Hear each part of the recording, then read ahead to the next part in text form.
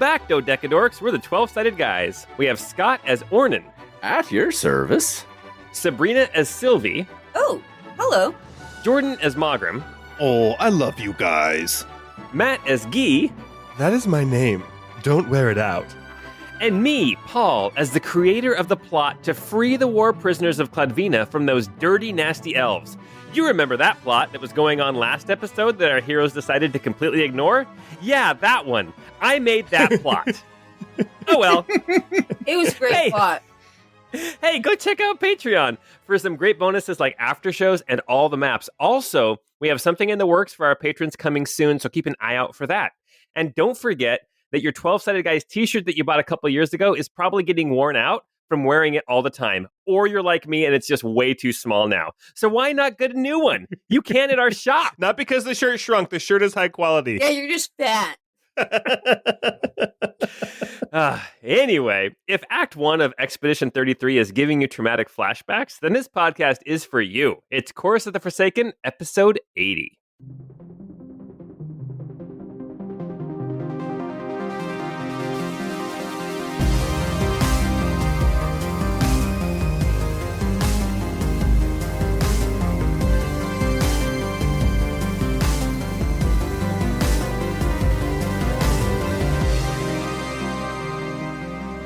I have been really, really into Expedition 33, and that's all I'm going to say. It is a fantastic game. It is really good. I'm so excited to play it. I feel like I've only heard really great things about it. Yeah, I heard a TikTok about it. It's like, is this game of the year? And then I saw, what's his name?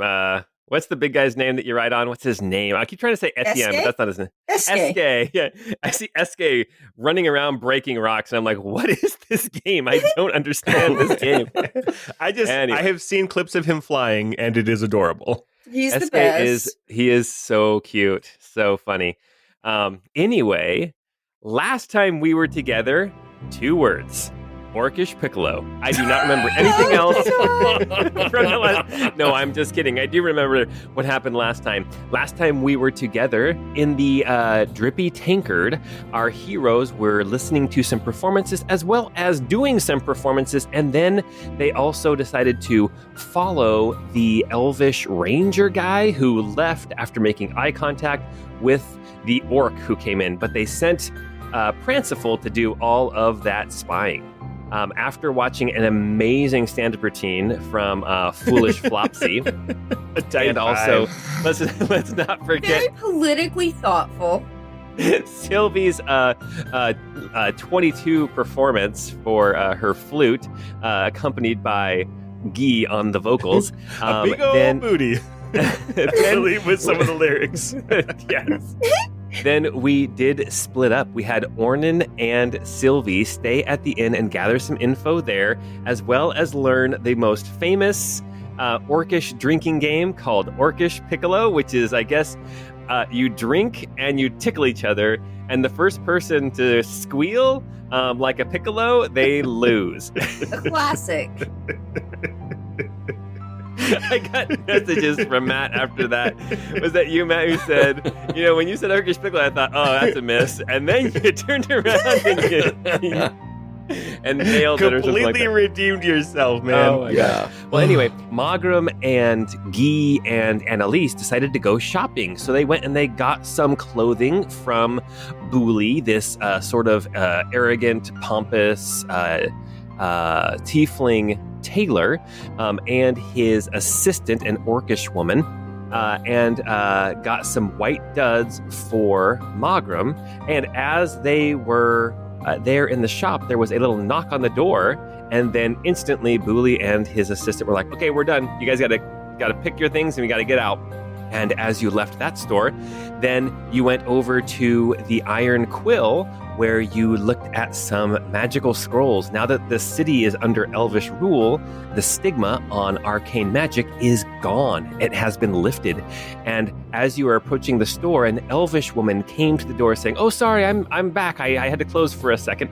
Let you in. And as she came in, Pranciful followed her, letting you know that he followed the Elvish Ranger to a barbershop and then followed this woman back because he lost track of the elvish ranger. At that point, Guy did say something about your hair looks nice. I saw you coming from the barbershop, but I'm looking at the map right now, and the barbershop is on the exact opposite side of town, including there is the giant cathedral between us and that barbershop. So there's no way I saw it. Yeah, the Rusty Razor is the barbershop. But Ooh, that does not seem like a good place to go. so there is some information about the Rusty Razor on the wiki. Basically, if you want a haircut, as long as it's a high and tight, you can get it. As you bought Dimension Door for Sylvie, and then made your way back to the inn to listen to some more performances, catch up, talk about what was going on, and then go to sleep. And as you were resting, sleeping, or trancing, whatever it is you were doing, suddenly the night. Well, first off, you heard the sound of what sounded like eagles, but you recognized it was actually griffins. You heard the sound of them heading off away from the city. And then a few hours later, there was a massive explosion. And that is where we left off. You guys are currently in your rooms in the Drippy Tankard. It is on the second floor, and there was a massive explosion that rocked the windows. You could tell that the explosion came from somewhere from where you're at to the north, so it came from somewhere in the center of the city. You can hear people yelling fire. You can kind of start to smell the smoke of the fire. Like, should we stop, drop, and roll, or do we just need to No, the fire is a couple blocks away. Okay.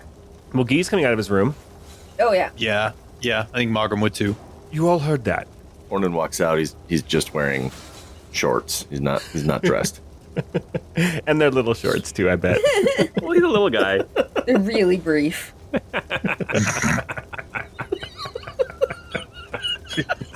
No, Ornan seems like the kind of guy who would wear stuff that, like, just the big bulk pack that you get at Costco. 100%.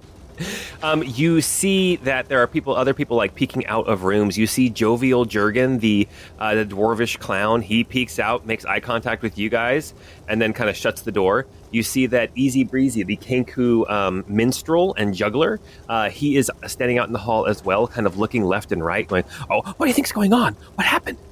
Do we want to go check it out? At the very least, we could help folks.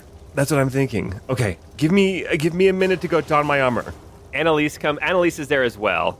Well, and if there's danger, we should probably be aware so we can get out of here if we need to. Yeah, that too. All right. Everybody grab your stuff. Get your stuff on. But my hammer is getting worked on. Oh, no. Oh, no. It won't be ready till tomorrow. Well, I mean, we still can check it out. Let's go see if we can help. All right. But give me a second to go get my armor on. I think I said that 3 times, but nobody acknowledged it, and so I don't know if it came through. Yeah, we don't want you out there naked, Guy. I promise. Oh, should I put on clothes? Annalise starts slipping on her chain armor. Yeah, and then I think, packing all of our stuff up as best as possible, too. Like, if we do have to get out of there at a drop of a hat. You see the orcish woman steps out of her room, and she looks over, and she looks at you, Ornan, and she says, "No, I don't think you need to put on any clothes." Oh, I do. It's breezy out there if we're going outside. Annalise is like pulling on chain and like she's starting to get straps and stuff done as Guy, you put on your armor. And I'm sure, Ornan, you're putting on your armor as well. Annalise asks, she's like, "Okay, so help, but help who?" What do you mean? Whoever's in danger. Clearly something's on fire. Nobody should burn to death. Nobody should burn to death. I didn't even mean it when I said it. I wasn't even thinking about that until I said it. Sorry, Annalise. She's like, I understand. I worry that the situation might be a little bit more political and partisan than just going in and helping people who are in a fire. That's all I'm saying. She's not wrong. Right. So grab your stuff, and if we have to make a quick exit, we go. Yes, I agree. I think it's not bad to understand what's going on, but Annalise is correct that this may not be very easy to get involved with. But if there's a way that if we can stick it to the elves, though, no offense, Guy, but if we can stick it to the elves, though, I think, we do that. But other than that, no. All right, so as Guy's getting his stuff on, he's actually going to... We talked a couple episodes ago about this the cloak of the clear mind that gives you a +2 to your wisdom saves, and nobody took it. So Guy's now wearing it. He attuned to it during the evening before this happened. Nice. And then the Banner of Bravery, I believe I gave to Sylvie. I don't know if you're going to use it or not, but I think you're holding on to it now. Yeah, I have too much stuff equipped. I've got too much on me. That was a Tim Robinson sketch. Sorry. I'm so excited for friendship. I know. I know. Oh man, it's gonna be so good. Oh gosh. All right. So is anyone helping Ornan? Because I think Ornan's is going to take the longest. It's heavy armor. Or I can leave it in my pack. I can help. It's fine. Oh. No, I won't. I'm not gonna look. Yeah, I honestly thought that orcish woman would pop out again. To be. And Sylvie, don't forget you also have armor you can wear now. Oh well, yeah. I mean, I'm definitely wearing my. I think I have some Mithril armor. The elven chain. Yeah, the Elven chain. That's what it was. Yeah. No, definitely. And I'll also, again, I'm packing up my bags too. Like, I want to be able to leave at the drop of a hat. I didn't really unpack anything because I'm pretty sure a place called the Drippy Tankard is going to have bed bugs. So I kind of kept everything all contained.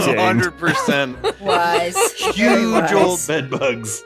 As you guys are getting your armor and stuff on, you see that one of the tavern keepers, the more stern-faced woman, she's in her middle years. Her hair is blonde, kind of starting to turn gray. But she starts moving through the hall and she says, "The garrison's on fire." And how do you feel about that? You guys would know that Grimwater Garrison is, I've explained it before, but it's basically a catch-all municipal building. So it's got court in there, it's got dungeon in there. It also has a big courtyard in the middle that is full of prisoners of war from Cladvina. Oh no. Yeah, it's like those POWs, we don't want them burning. She kind of looks at you, she's like, are you going out? She's like, I'm going to lock the door, and if you go out, I won't let you back in tonight. Oh, well, that's kind of rude for hospitality, but I can understand that, I guess. Somebody's got to help. If there's the garrison on fire, that's the soldiers. Somebody's got to go do it. And we are certified heroes of the realm, so. And I'm pretty sure the people in the courtyard are probably just folks who are from this town and weren't excited about the elves taking over, which I'm not saying I'm against the elves or anything. I'm just saying they probably don't deserve to burn to death. Probably. Most of them. You see at the end of the hall, you see Foolish Flopsy stepping out. He's like, that's right, not elves don't deserve to burn to death. That's not quite what I said, but yeah. He's like, she's with us.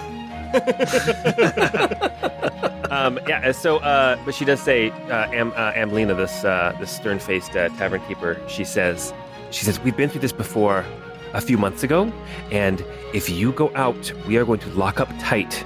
If there is battle going on in the streets, I'm not letting anyone in. What happened a few months ago? A few months ago, I believe, was when Grimwater Grove was taken over by the Eldorus. Oh, I see. Okay, I thought there was another garrison attack or something specific. Just, okay. Like, where have you been? There's been a war. Sorry, we missed that whole thing. We vanished for 3 months or so. We don't know what happened. All right, you guys finish getting your gear all together, minus one hammer. And you guys head downstairs? Yep. While you're waiting for your hammer to be done, you can always use that spear of the master chef. I have the spear, and I also have my old war pick. Oh, yeah. I dug out my spear out of my my backpack as well, so I have that as well. That's one of my favorite AC/DC songs. War pigs? No? Oh, gosh, yeah. There it is. Yeah. Okay, I was like, what? I was like, big balls? All right, you guys, you move downstairs into the Drippy Tankard. You see that some of the patrons here have started to gather up. You see the mime. You see Master Mosey, the music maker. You see a lot of the people who were performing here last night have also apparently been staying here at the inn. They're moving down. They are kind of walking around and looking out the windows to see what's going on. You can hear the sound of like people moving in the street outside. You hear shouting. The only person who understands a lot of it is Sylvie, because they're shouting in Elvish, and they're talking about like, to the garrison and we're under attack, and that's kind of what Sylvie hears in the hubbub coming through the windows. You guys are downstairs. What are you guys gonna do? when I see that the dwarven mime is one of the people who is up, I'll go directly to him and I'll say, "Listen, if things get bad out on the street, we're gonna need you to take care of everybody in this building. You look like somebody who has a lot of knives." He kind of looks left and right, shrugs his shoulders, and then nods. Yeah, you've stabbed people in your day, and it may come to that again, depending on what's going on out there. So just be ready. Again, he looks left and right, then he gives you a big, huge, elaborate wink, and then he gives you a thumbs up. So creepy. So creepy. Always That is man, very classy. that man has left bodies in his wake. He pantomimes stabbing someone a couple of times. All right, are you guys heading out then into the street? Yeah, the streets are for us. All Yeah. right. So the plan is, if we're going to go see what's happening, see if anybody needs help, but we're not taking sides, right? Unless there's an obvious, evil aggressor. We're just making sure that the civilians are safe and that things can get under control, but we're not taking sides. I think that makes the most sense. I don't want to piss anybody off, but we can help. Our goal is to continue on, and we don't want to draw too much attention to ourselves. Yes, we have to be pretty judicious about our involvement. We don't want civilians in the crossfire. Okay. You could get caught in the crossfire. You'll get caught up in the... It makes me sad that my kids won't have those experiences of random commercials that they just know deep in their soul. No, my kids know the Liberty, Liberty, Liberty one. Ugh, that one. Ugh. I'm also just not realizing, guys, I just said I attuned to a cloak that looks like an Eldorless soldier's fancy cloak. Oh, Yes, dear. it Yes. I'm taking that off for now, and I'm putting on back my normal cloak, so I won't be attuned to that for the time being. I won't be getting benefit from it for now. All right, well, let's go see if we can help these hoes. You know what? A hose might actually be really useful if the fire's spreading. That's what I'm saying. Oh, guys. Oh, yous all. Also, if you can help me come up with a better name for Goringdell now that it's my sword and not some old elf family's sword. Klompenmacher's a good name. Klompenmacher, yes. That's just my family's name. Klompenmacher's hammer. But then it's a sword. I guess wasn't Glamdring, wasn't its nickname the Foe Hammer or something like that? Or exactly that. No, the Right. Foe Yeah, Hammer. no, it was Glamdring the Foe Hammer and Orcris Yeah. the Goblin Cleaver. That's right. Oh man. So maybe hammer would work. I don't know, but it's kind of Ornan's thing. I don't want to, step on his toes. Oh, well, my feet are pretty small. You can step on them. That's fine. You guys move down into the street. You can see that you hear the sounds of running. You can hear kind of the sound of breaking glass and metal hitting metal. The sounds of battle, honestly. It is a dark night. There's no snow falling currently, but the streets are covered in a thin layer of snow. And you can tell that the fire, you can see it now as you look around. You can see it up above some of the buildings. The fire is coming from the Grimwater Garrison, which is basically directly northeast of where you are at the Drippy Tankard. Currently, you see kind of in the distance, you see people moving and running, but nobody is right there next to you. And I think, we should just run towards the danger. I don't know, what are we going to do? Hang around? All right, Prancival, we're going into danger. I think it's time for the beret. Time to get serious. Put on this beret.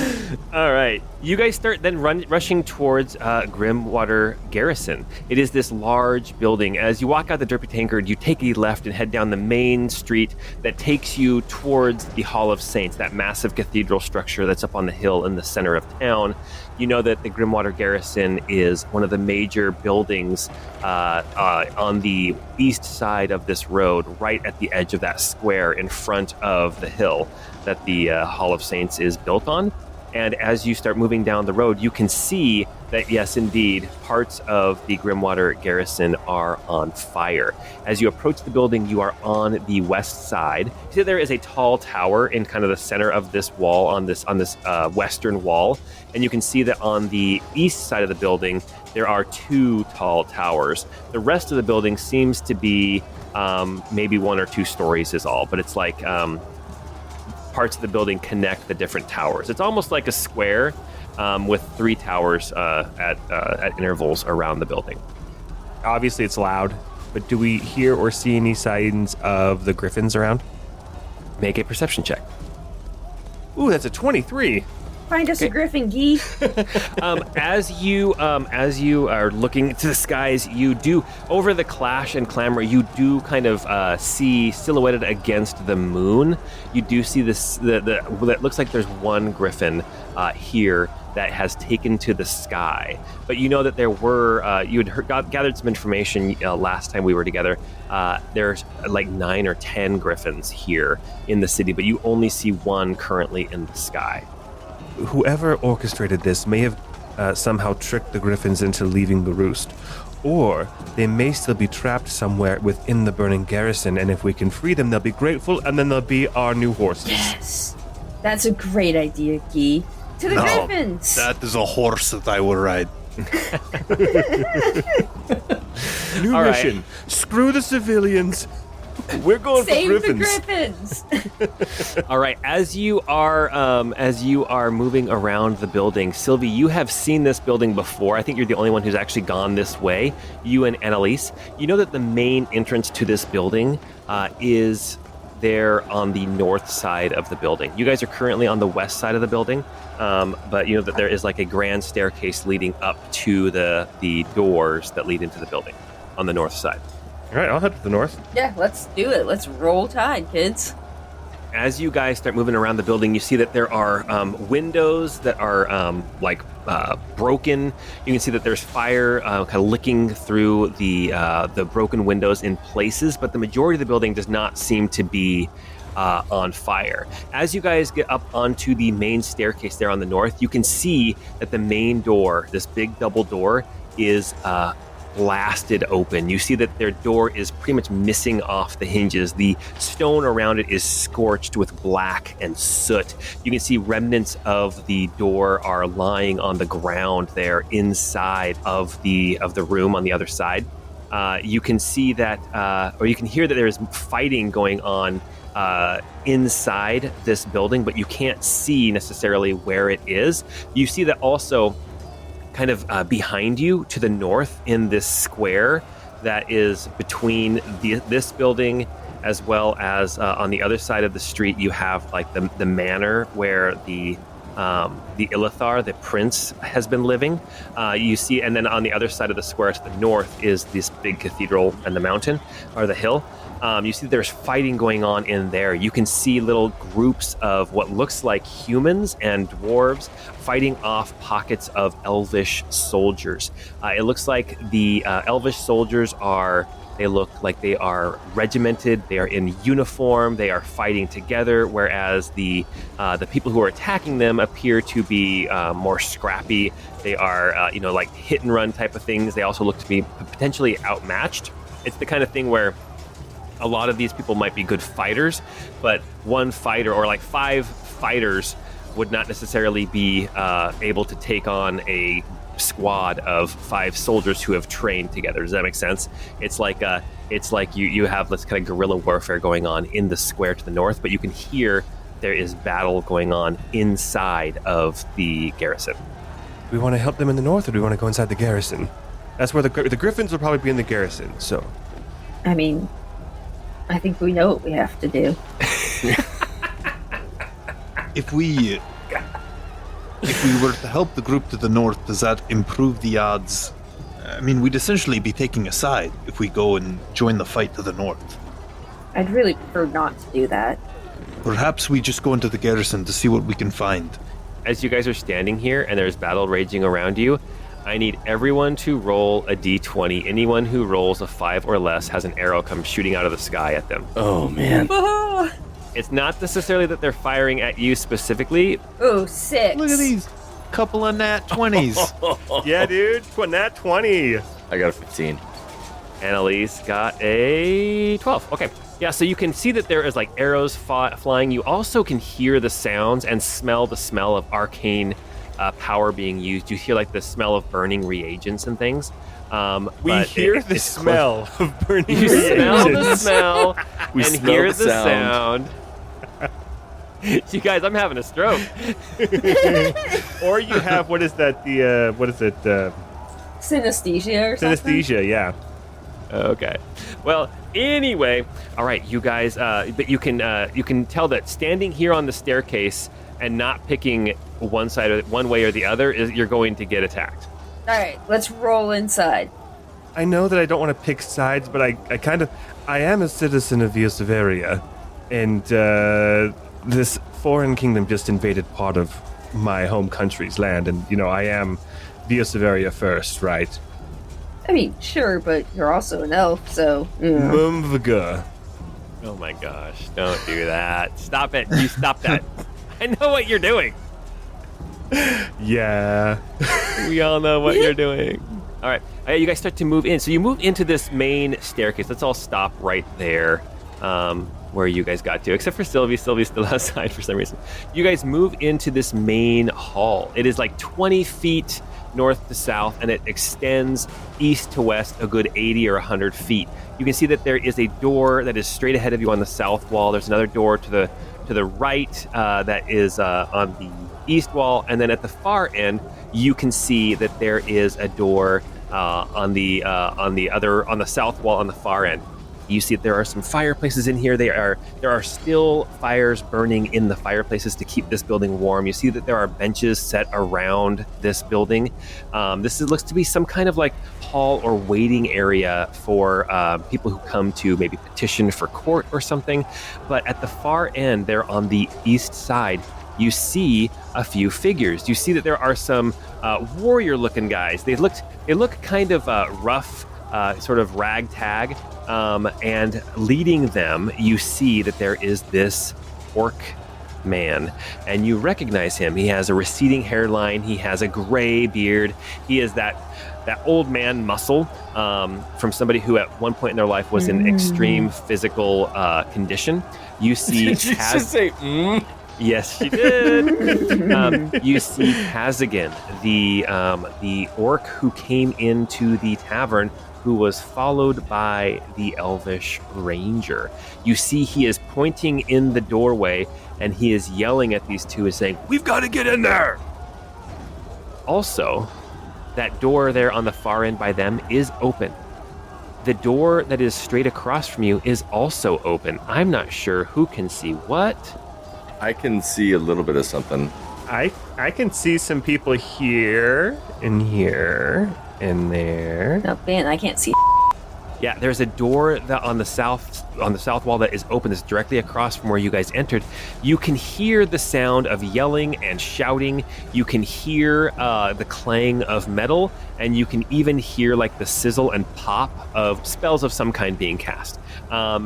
It looks like you can also see through that room and through another open door. This other door seems to be broken, like it's been knocked off its hinges in the scuffle, and you can see milling about in what looks like the courtyard in the center of the building. You see a bunch of elvish soldiers. They are holding bows and shooting arrows in through the broken door. And make a perception check, anyone who can see through that door. I can do a little bit of that. Yeah. Guy got an 18 perception. Orna got a 17. Markram got a 20. You guys, okay. As you guys are watching, you also see that some of the elves in this courtyard, they've turned their back to this door. They appear to be firing arrows further into the courtyard.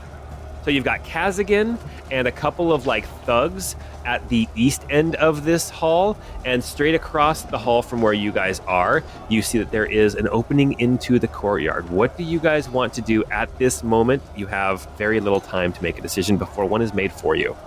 I think we rush into the courtyard. If I'm understanding this correctly, it might be that the prisoners of war are trying to stage a revolt. I think so too. And Guy's going to step forward about 10 feet and call over, and he'll say, "Friend Orc, how do you tell your friends, your allies from your foes in here?" Because Guy assumes that there are some elves on their side. The potatoes that you want versus the potatoes you don't. Exactly what she just said. Sylvie, you've been practicing. I have. I'm a quick learner. He looks over at you and he says, "Kill any elf in uniform." Well, I don't know if we're going to be doing that, but we definitely won't be helping them. He points at you as well and he calls out and says, "The Illithar's in here. We can take him now." The Illithar is the prince, the leader of the armies, not just in Grimwater Grove, but in the entire area that's been occupied by the elves. If we capture the Illithar, that would be a powerful negotiating tool to be able to perhaps alleviate the city from occupation. And get ourselves some griffins. I think we move now to do this.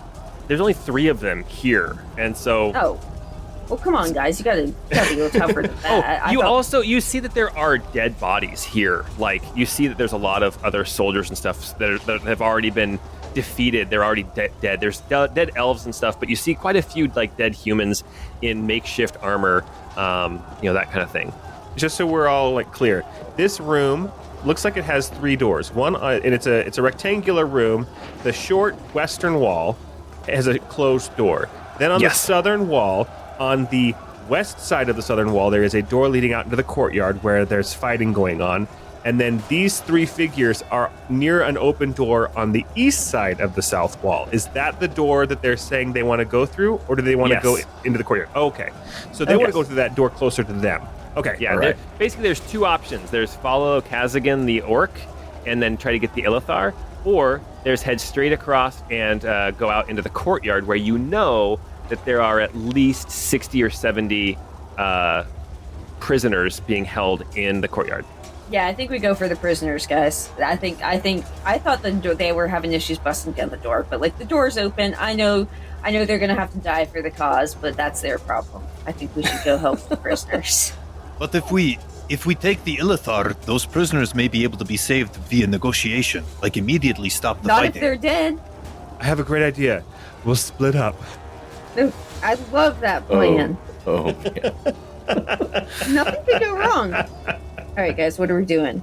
Ornan would be more concerned with the prisoners than Same. capturing. But 1000%.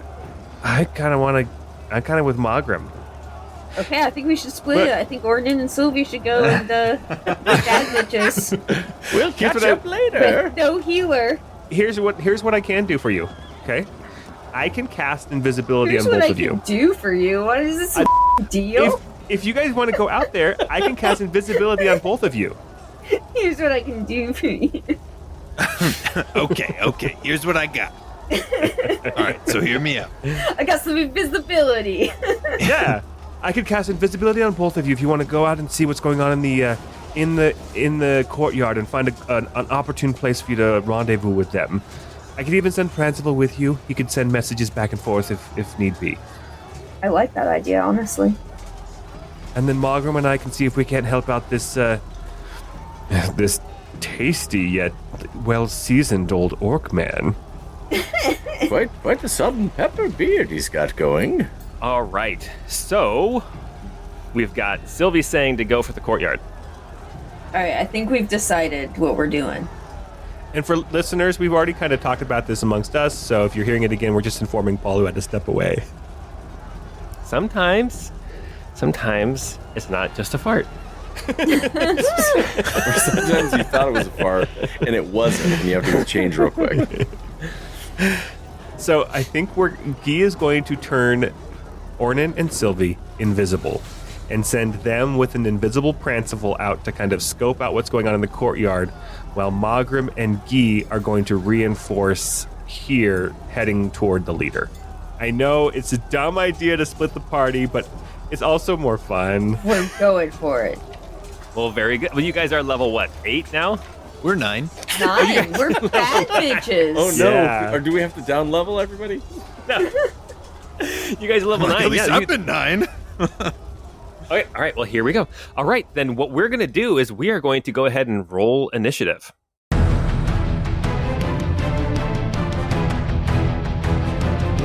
we'll say that you get the spell off first, and I'm gonna start adding in some initiatives. Okay, add a turn. Oh, I'm also going to give each one of you guys Bardic Inspiration. As soon as we started heading out, I would have given each of you Bardic Inspiration. Unfortunately, I don't have enough. Well, no. And Annalise also has Bardic Inspiration. Nice. Oh yeah, where's Annalise gonna go? She should go with you guys, I guess, if we get Principal. But she seems like she'd be more on our team, to be fair. She also is a healer, but well, if I wanted to use my only 4th level slot, I can turn her invisible as well. We don't necessarily. Yeah, I guess that's true. And I'm doing it. I want you guys Okay, to. so Annalise is going with you. So we've got Pranciful and Ornan and Sylvie and Annalise all heading south into the courtyard. All invisible. I used a 4th level slot to turn them invisible.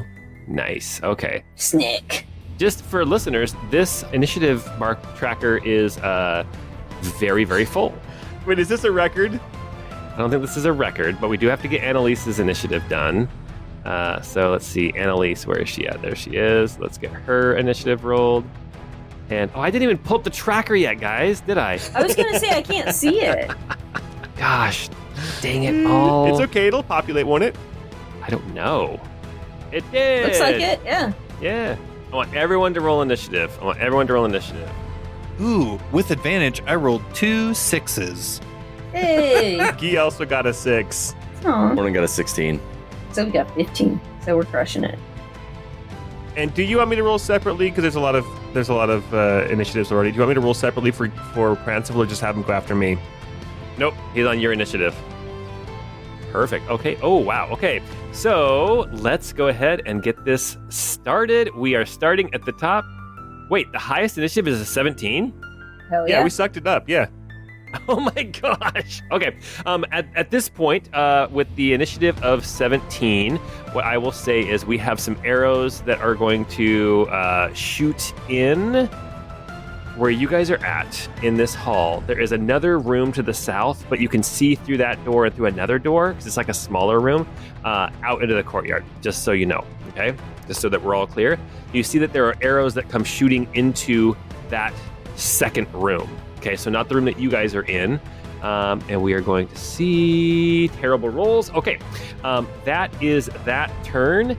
Next, we have somebody that you can't see. And Guy can see this person a little bit through the door. Half the token. Oh, damn. Guy, what you see as you move through the hall, as you're moving to start going to the east to go help Khazadin, you glance back through the door that was leading out into the courtyard area, and you can see in this smaller room between you guys and the courtyard, you see a gnomish woman. She has sort of hair down just past her shoulders. It is blonde turning white. She is soft skin. She is also wearing a black robe trimmed in gold. Aeonin robes. Yes, having spent enough time with Aeonins in general, this woman's gown, her robe, marks her out as probably the prelate, the leader of the church here in Grimwater Grove. Sus. And she, as you are watching, she actually raises up an amulet, like a little flame motif amulet around her neck, and says some words. You see power radiating off of her, but you can't necessarily see what it does. Actually, yes, you can. You see, next to her, you see a stylish tiefling man. He is wearing the same clothes you saw him earlier. You see Booley. You see this tailor. But he is wearing now, he's got a breastplate strapped over his clothes. And you see that he has a rapier in one hand. But you see that whatever this prelate did, you see him kind of take a breath, some like sparkles around him. It looks like she may have healed him from some of the damage that he may have already taken. That is what you see. And she wasted now, her spell, man. That guy's got to go. Now we are on to Ornan Opalbleacher.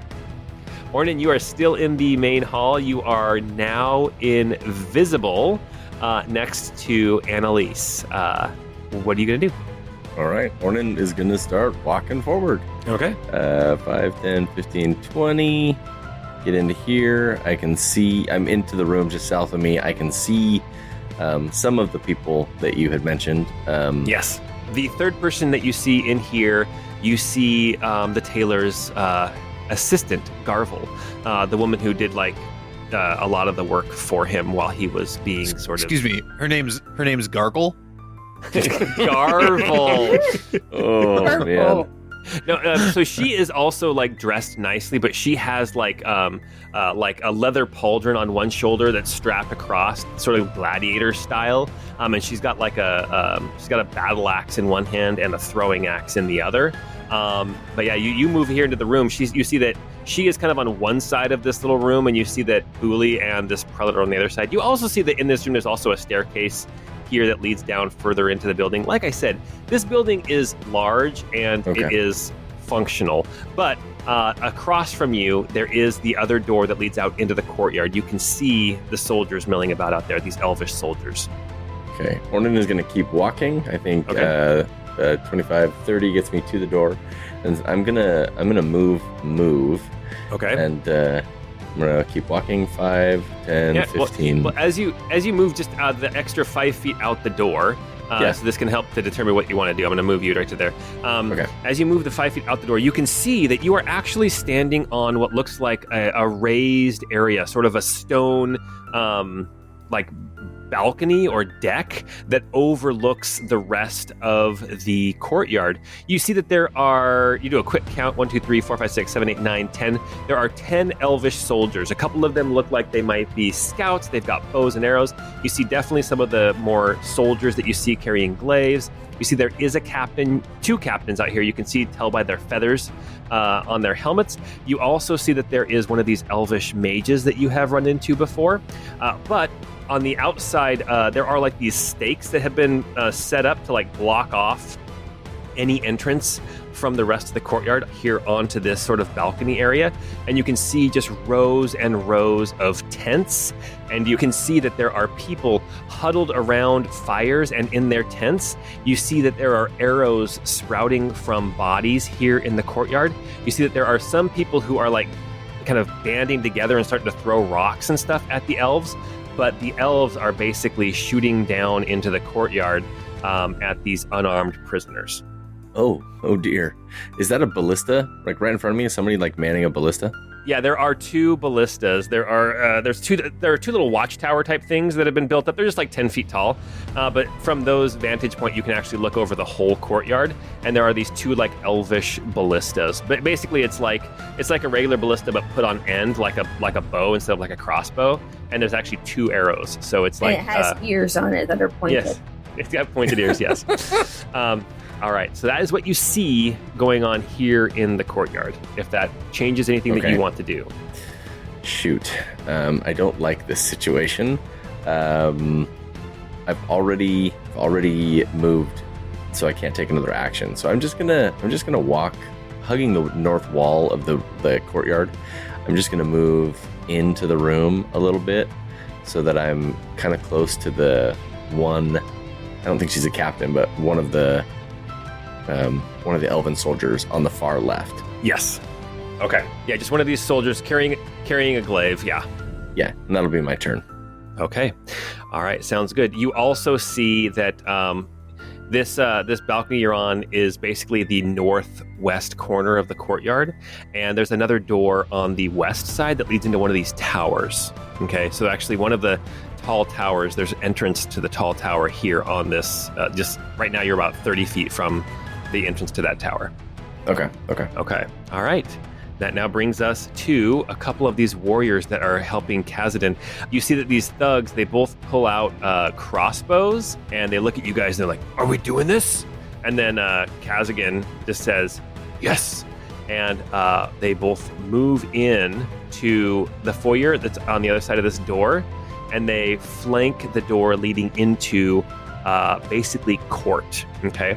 From where you guys are at, you can kind of see that this main hall has a foyer off of it, and that leads into this large open courtroom that has benches. It has a big stage at the far end. This is where people would go to plead their case before a magistrate. Just curious, Paul, what made you decide to say foyer instead of foyer like you did last time? It's a foyer. Thank you. What is it supposed to be? In French, it's foyer, but that's a word for home. So Yeah, Okay. I think it just kind of depends on how snooty you want to be. It's a foyer. Okay. That is the thug's turn. We will say that they actually lean in. They each take one shot with their heavy crossbows. Let's see how they do. It looks like one of them doesn't quite get the shot off before they kind of duck around the corner and they shoot it, and it just sticks right into a wall.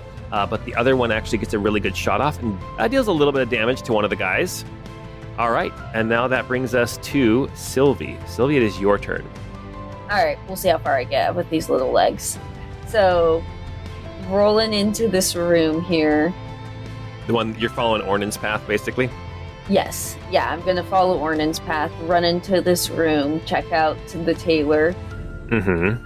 and then, yeah, I think I'm gonna have to just do a dash action then to get all the way into the courtyard. Okay. All right. And then, yeah, I think that's just gonna be what I do. I'm gonna have to dash. All right. So both Ornan and Sylvie are both hugging the north wall on this balcony here in the northwest corner of the courtyard. There are a bunch of elvish soldiers. It looks like 4 or 5 of them are pointing their bows and stuff at this door you just came through. And the other ones are all, kind of focusing their fire into the courtyard. Sylvie, since you understand elvish, you do hear the captains yelling out to their soldiers, "They're here for the prisoners. We can't let them take them." And so that is what's happening in there.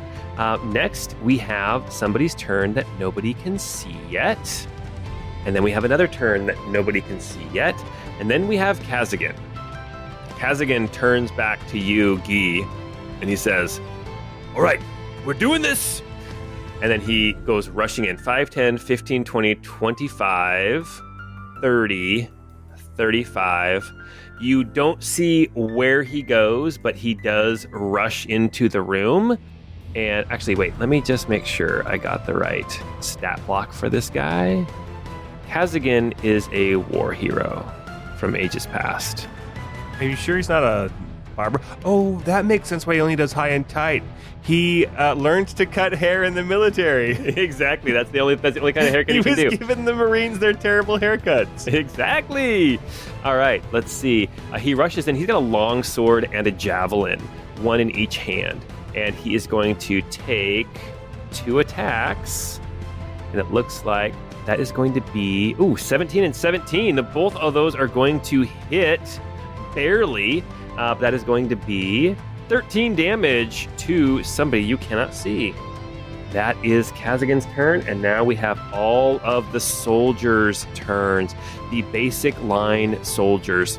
So, Sylvie and Ornan, you see these soldiers here in the courtyard. 4 of them, 1, 2, 3, 4, start to move up. They start leveling their glaives at the door that you guys just came through. The other ones are going to focus down at their fire, as well as these scouts. They are going to start firing further down into the courtyard, killing some of these prisoners that they've got. And let's see, 1, 2, there are going to be a couple of guys coming for Kazagan as well. They are going to take some attacks, and both of them are going to miss their attacks against Kazagan with their glaives. I know I said Kazadin one time, but it's Kazagan. And that brings us now to Booley. Oh, hell yeah. Booley, he looks over at the prelate, he nods, and he says, "Booley thanks you." And then he rushes out the door with his rapier, and he is going to attack. He moves kind of past one guard, and he's going to attack at a guard and a captain. And that's going to be 2 attacks. Hey guys, Booley's braver than us. This is embarrassing. That is going to be, nope, that's going to be a 14. That's going to miss. At the guard is going to be enough. That is going to be an 18 to hit. With the rapier, that is going to, oh my gosh, minimum damage. That elf ends up taking 4 damage, but also does look hurt. All right, that is Boolie's turn. Guy, you are up. You are way back in the foyer. You know, at some point, you guys are going to get to play. Okay, so Guy's going to move the 30 feet up to the door and get in right behind one of these thugs. Yeah, now you can see a lot more clearly. You can see that there's a lot of elves in here. And from where you were at when you looked in, you could see that close to the door, Kazagan is around the other side of the door in the courtroom. And he has been confronted by what looks like 3 elves, all like warrior type. And as opposed to grass or rock or fighting type. Sorry. But you can see, you catch a glimpse as you move past the door, kind of glance into the courtroom, you catch a glimpse at the far end of the room on the dais, not sitting on one of the thrones up there, but you see an elvish man with a crown upon his head. He is wearing elegant armor. He has a sword at his hip, and he looks to be commanding from the stage. You think that must be the Ilithar. That must be the prince. Little elf prince boy. Elf prince boy. So that was your move. What do you want to do? There are a lot of combatants in here.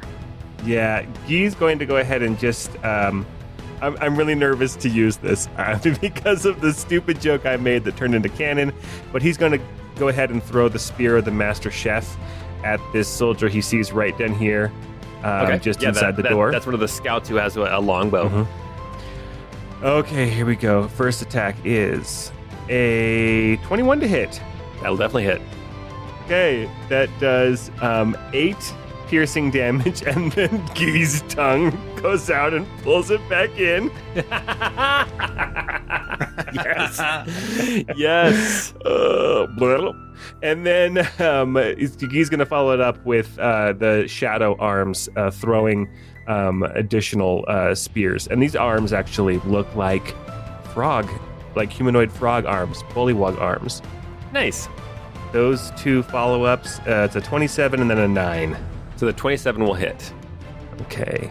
And that's another 9 force damage on that one. That scout falls down dead. This elvish Great. scout drops his bow and dies.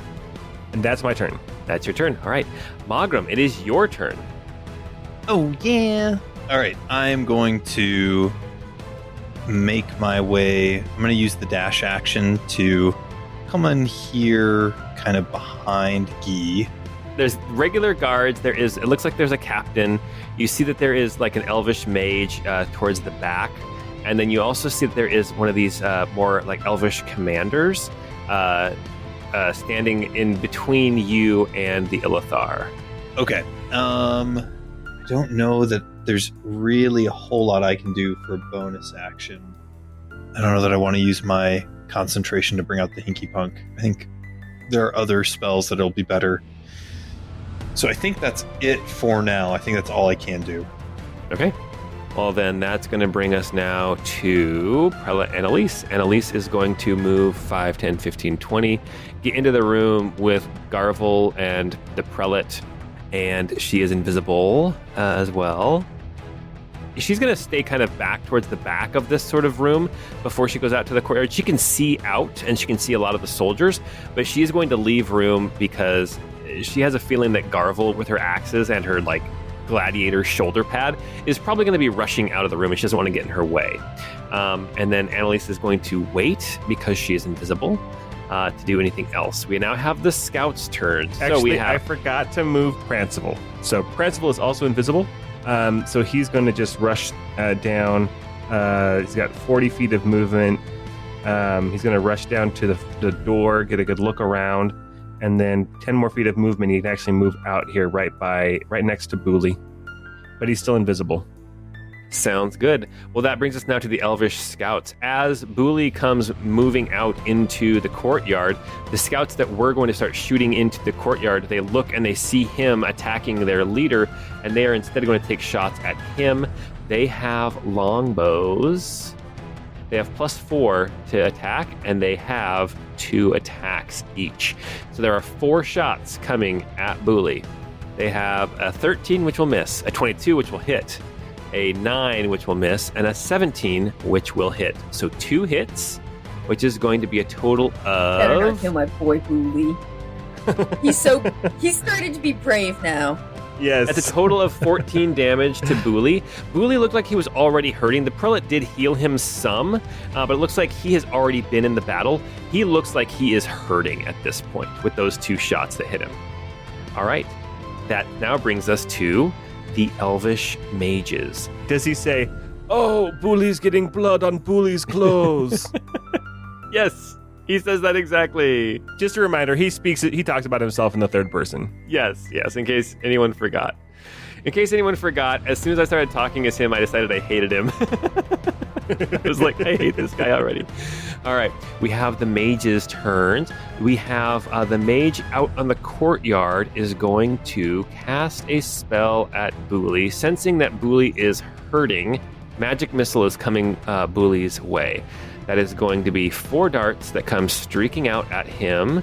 We roll it once, correct? You roll it once, it's for each dart, yep. So that's going to be a total of 8 damage to Booley.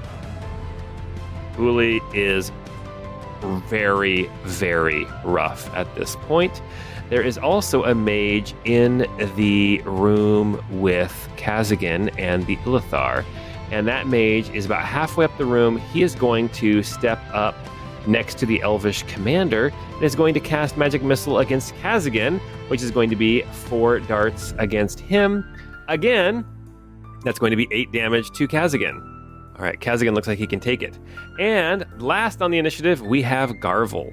This Garvel Jordan, this orcish barbarian tailor's assistant. You see her like wolf out if you were watching Teen Wolf, the cartoon show from the 80s. And she like flexes, she screams, she goes rushing out. 1, 2, 3, 4, Does she like rip off her shirt? Wait, did you really just reference Teen Wolf, the Teen Wolf cartoon from the 80s?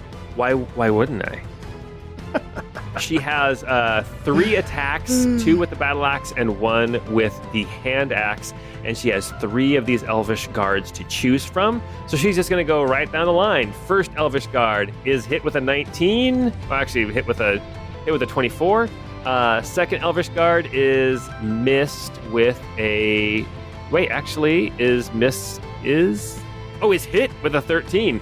And then the last Elvish guard is missed with a 12. So we've got 2 battle axe attacks. That is going to be, the first one is going to take 7 damage, and the second one is going to take 9 damage. Very good.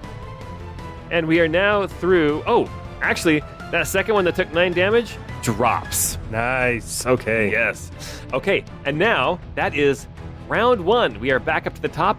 We have Elvish captains who are going to start making some moves. We've got an Elvish captain attacking Kazagan, and that is going to be 2 attacks coming at Kazagan with her glaive, and that is going to be 22 and a 14. The 22 is going to hit Kazagan. Kazagan's AC is pretty good. All right. Oh, wait. She's got pack tactics. Scratch that. So the first one hits. The second one still misses. Okay, but that is going to be 10 damage to Kazagan. So he has now taken a little bit more damage. All right, and that brings us to the guard captain who is out. There are 2 guard captains who are out on the in the courtyard. One of them is going to attack Booley twice with her glaive, and she is going to hit once and deal 8 damage to Booley, and Booley drops. Oh. The second one is going to rush around and step over the fallen soldier and attack at Garvel 2 times, and that is going to be 2 misses. That's going to be an 11 and a 14, and both of those are going to miss Garvel. All right. The prelate steps out. Prelate Limpton, who you have not met, this gnomish woman in robes of Aona. She is here in this room. She steps out to look into the courtyard. She sees that Booley is down, and she says some words, and Booley is going to hop back up with a level 2 healing word. And what were the words she said? You just said she said some words. I'm interested to know which ones. Ipadai. Boobily boobily. Colander. Heals 17 hit points. Very specific. She says, Aona, I love you. Hey, Iona, and I love ya. All right, and then she steps back into the room, and that is her turn. Ornan, Opal Bleacher, you are out here on the courtyard. You see that Booley is no longer unconscious, but he is prone, and it looks like the guards have been beating up on him pretty good. Looks like most of the attention has now turned towards Garvel and Booley, and they are not attacking the prisoners in the center of the courtyard at this point. Yeah, I don't like this one bit. But man, I can't just sit there and watch them kill people that are unarmed down below and like the resistance fighters, if you will. So Ornan is going to run 5, 10, 15, 20, 25 to stand behind the captain opposite of Garvel. Okay. Ornan is going to strike out with his Warhammer. And since I'm invisible, I get advantage. Well, you don't have your Warhammer, right? I have my war pick. That's what I meant to Okay, say. war pick. Okay, yeah. Yeah, no, I was clicking the right button. I was saying the wrong word. Okay. So, running in with the war pick, and I'm going to strike out at the captain that's opposite Garvel. Okay. So I'm not summoning Ethos because I'm going to do something different in a sec. That is a 16 to hit. That will barely miss. Ah, dang it. So then the rest of these, the next one won't have advantage because I'm visible now. Okay. 21 to hit That'll hit, yeah. for 9 piercing damage. Okay. All right. It looks like she's already taken some damage already, Okay. but but it looks like she's still relatively healthy and hale. Ornan's gonna invoke the Flame of Ethos. He's gonna, DBZ charge up and see he starts glowing purple. So now I'm resistant to bludgeoning, piercing, and slashing. Oh, And, that's right. Ornan's gonna shout out, "Everyone on me! Take him down!" Just trying to. That was the wrong voice. Everyone on me! Let's take these elves down! I'm like, so that's That Ornan's was a Super Saiyan very voice. different vibe. That's like, whoa, Ornan. He's trying for that vibe, but He started saying that the first one they went, excuse me. Ooh, I don't know what Had to came clear my over throat. my voice. Oh my gosh. All right. Oh, yeah, man. all of a sudden this gnome appears out of nowhere from invisibility. Okay, very good. It is now these two thugs' turn. Guy and Magram, you guys are standing in this little foyer with them as they both step out. One of them steps out and goes to help Kazagan. The other one steps out and heads south to go attack one of these soldiers that's here in the courtroom. So we have the first one is attacking twice with a mace. And that is going to be the one hit. And that's going to be a whopping... Oh, that's actually good damage. That's 7 damage. Almost kills the guy. So the one sort of rough, kind of thrown together warrior, she clobbers one of the soldiers that had been attacking Kazagan. The one who headed south to go take on this other soldier, he is going to hit one time. No, actually hit 2 times and deal 7 damage with 2 hits. So another soldier down south is looking like they are taking some hits as well. That brings us now to Sylvie. Sylvie, you are back out here in the courtyard. You see that battle has taken place. Ornan has made himself known. Booley is prone but conscious and not actively bleeding. Garvel is entered into a rage. What are you going to do? Okay, I think Sylvie can just barely make it to the door that's over in the southwestern corner. Yeah, so the door that goes up to one of these towers. Yeah, am I able to kind of? I want to like kind of sneak behind or because I'm invisible, get behind the door. I want to cast a spell, but then I want to like, kind of make it so nobody necessarily can pinpoint exactly where it came from. Okay, so you want to do like basically like a stealth or like a stealth Sneak attack. Sneak attack. Okay, why don't you go ahead and first just do the spell that you're going to do, and then we'll have you make a stealth check and see how stealthy and sneaky you can be because you're trying to get like inside the door. Yeah, basically, I just kind of want to like get behind the door, get off the spell, and then assess what's in the tower, and then that'll be my next turn. We'll figure out what's going on there, but that's my vibe. Okay, very good. Yeah, go ahead and do the spell that you're going to cast. You are kind of down here by the mage and one of these scouts. Yeah. Okay, I think I am gonna do like a storm sphere that goes on, just on the soldiers, not in the actual camp below. Okay. But I think I can kind of drop it. I think Orden's gonna have to get caught in a little bit of crossfire, but and get those guys. Okay. Somewhere in there. Basically, are you going to get Booley as well? Looks like you're going to get Booley as well. I'd like to not get Booley, but let's see, it's 20 feet, so he's here. So it'd have to be he might have to just get got, and that might be his problem. Sorry, bud. Okay. I think you can get everybody, but you're going to get Booley, but you can just leave Pranciful out. I think Pranciful's around the edge. But yes, we have Ornan and Booley are both in it, as well as Garvel. And don't worry about Pranciful. He's still invisible, so you don't even know he's there. That's true. He's wearing his beret, so he's super sneaky.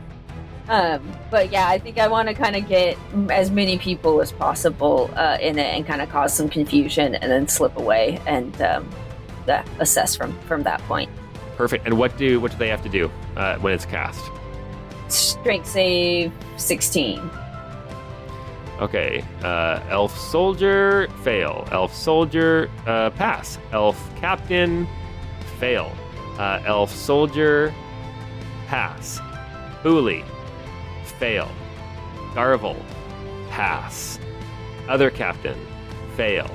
Scout, pass. Scout, pass. And I think that the mage down at the bottom is left out of it. It's a Okay. dex save, right? This first part's a strength save. Oh. How much damage do they take if Wait, they the fail? archers have a +1 to their strength? They didn't build optimally if they're using dex as their primary attribute. Oh, wait, no, you're right. Your scout failed. Thank you. Ornan got a 22 on the save. Okay. So how much damage do they take then? Okay, total damage is 19 if they didn't save, half that to 9 if 9 or 10, whatever, if they did. So instantly, some of the guards are dead. All of the guards are dead. The Huzzah. scouts, not necessarily. And we know Booley's going down again because he didn't get healed more than 19. No, he is down again. Sorry, Bools. Looks like you killed a bunch of the of all of the guards. All of the soldiers are now dead. Garvel is hurting. Sorry, Garv. Look, sometimes you have to break a few eggs to make an omelet, you know? So after that, the aftermath of that storm sphere is Garvel is still standing but hurting bad. The two elf captains who are still up here, they are both still standing but both are bloodied.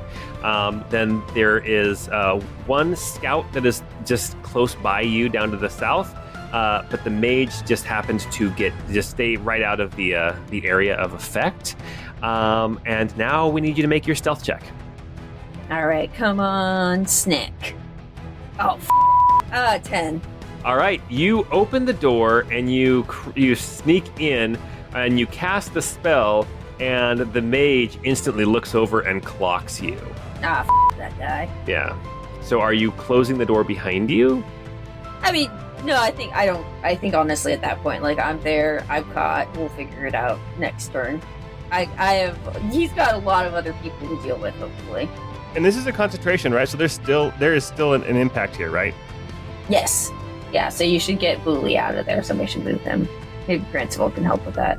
All right. Well, now that we can see in, we see that we have Ilithar.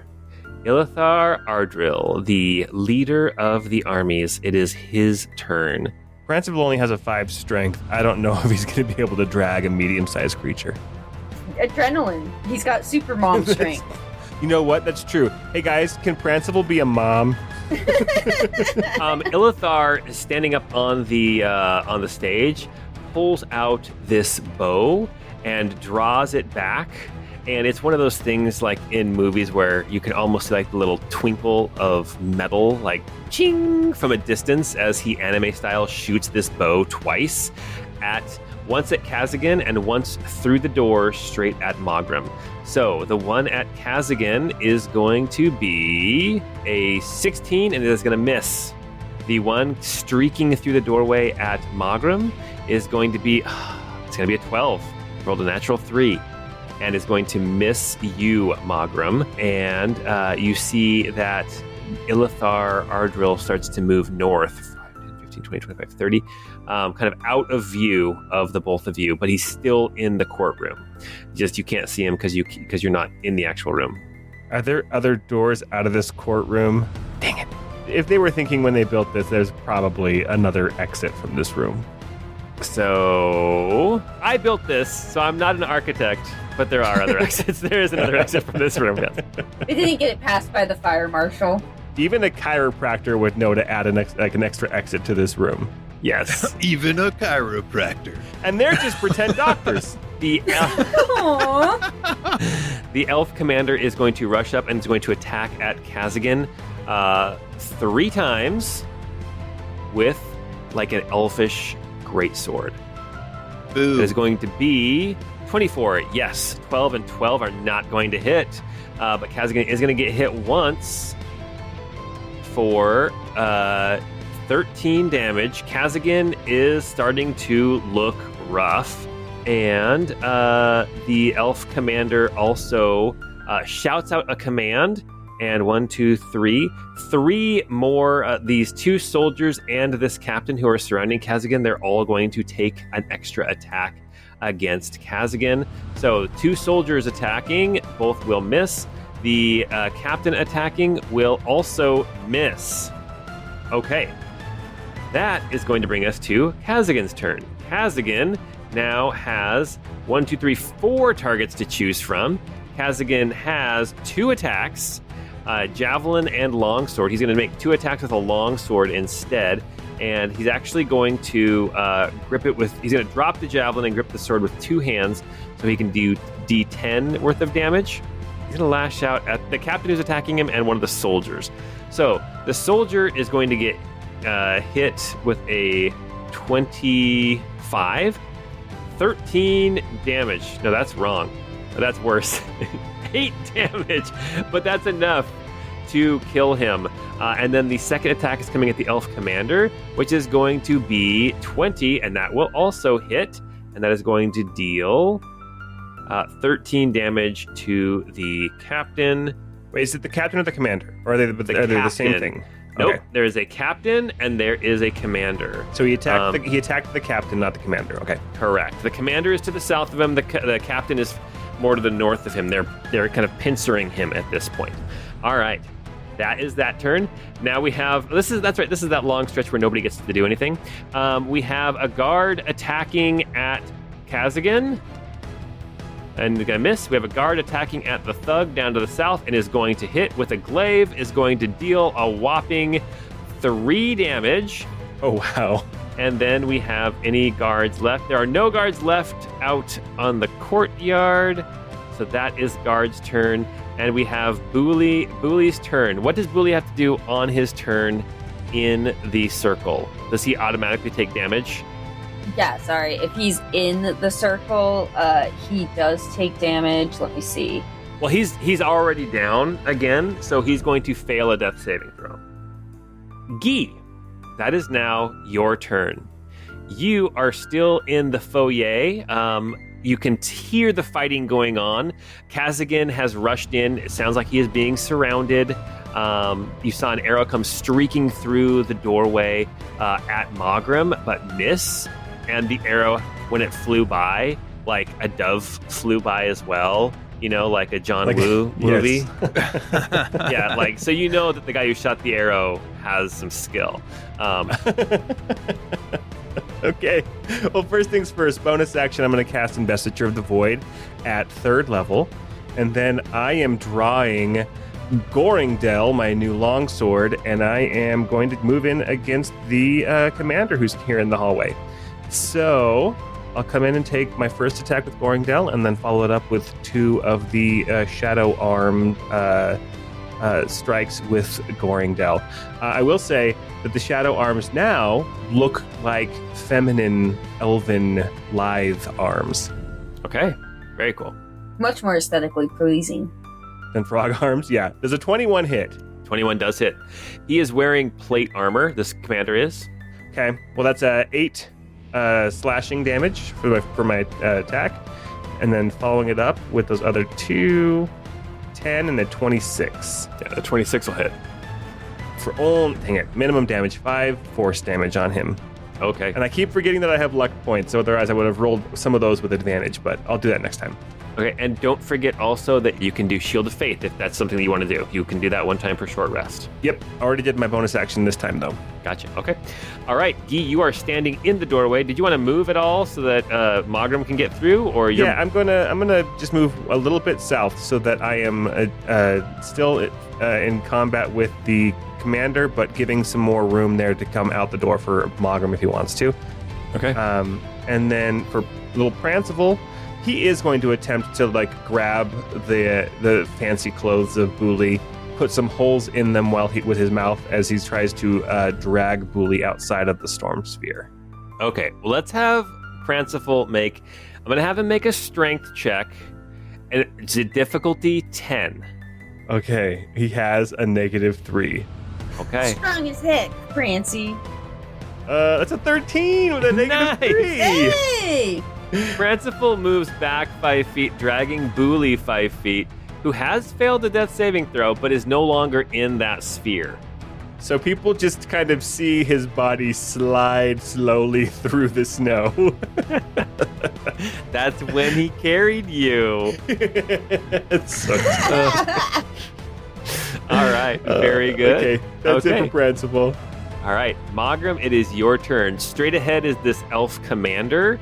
Not the one who shot arrows at you, but you can see there is an elf commander just a few feet from you, just right inside that door, and also further back behind, you do see one of these elvish mages. All right. First thing we're going to do is Mogram kind of reaches into his inner, just underneath his undershirt, and pulls out a symbol of Kelemvor, and he's going to strike up the Kelemvor swirling ether. Oh, nice. Okay. And we're just going to get started right now with it, because why not? And I think we'll come in 15, 20. So I'm going to come to here. Okay, fantastic. You move into the room, just kind of barely past the elf commander, still in their threat range, and you manage to get everybody in your aura except for the mage, who is just a little further back. You can also see that Ilithar Ardril is moving to the north of the room, but he's still in the room. He is not in your aura. And then there's one random elf scout that's a little bit further to the north as well, that is not in your aura. So they all have to make wisdom saving throws, correct? Yeah, DC 17. DC 17. Okay. Elf soldier, fail. Elf commander, pass. Elf soldier, pass. Elf captain, fail. Okay. So Yes! how much damage if they fail? All right. It's 4d8. I casted this at a 4th level. Nice. Come on, big money. So it's 13 radiant damage. That sucked. That was not a great roll. Yeah, but you got so many people, at Yeah. least. You see that both of the elvish guards go down, and you see the elvish captain takes that full brunt of it. The elvish commander looks to shrug some of it off. Nice. Anything else you want to do? I think that is it. I don't have any bonus action I can do. It is now Prelate Annalise's turn. Prelate Annalise is still in this room with the other prelate, Prelate Limpton, this gnomish prelate of Aona. She's still invisible, and she can see the storm sphere just going crazy outside. She moves up right to the doorway, and she is going to cast a spell at the elf captain. Are you sure you don't want to do a firewall right here on the mage and the scout that is still alive? Love me a firewall. Almost as much as Fireball. You know what? She's actually just going to cast a fireball. She's going to cast a fireball on the mage and the elf scout. So, fireball. And they get to make their save. The scout does not matter. Scout cannot survive it. Instantly vaporized. Nice. The mage is going to be a +0 to this roll. Natural 7 is going to fail and take 27 damage. And also die? No. Prelate Annalise is now visible, and she steps back out of the way of the door. You can hear her turn to the other prelate, and she'll say, sister. And then that is her turn. The elf scouts. There is one elf scout left, still in the courtroom.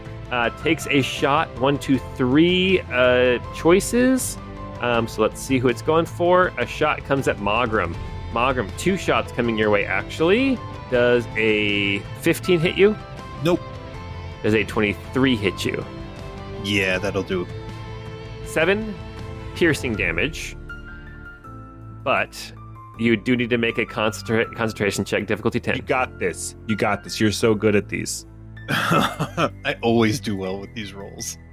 22, let's go. Nice. Yes, it's The still swirling up. ether still stays. All right. And now it is the mage's turn.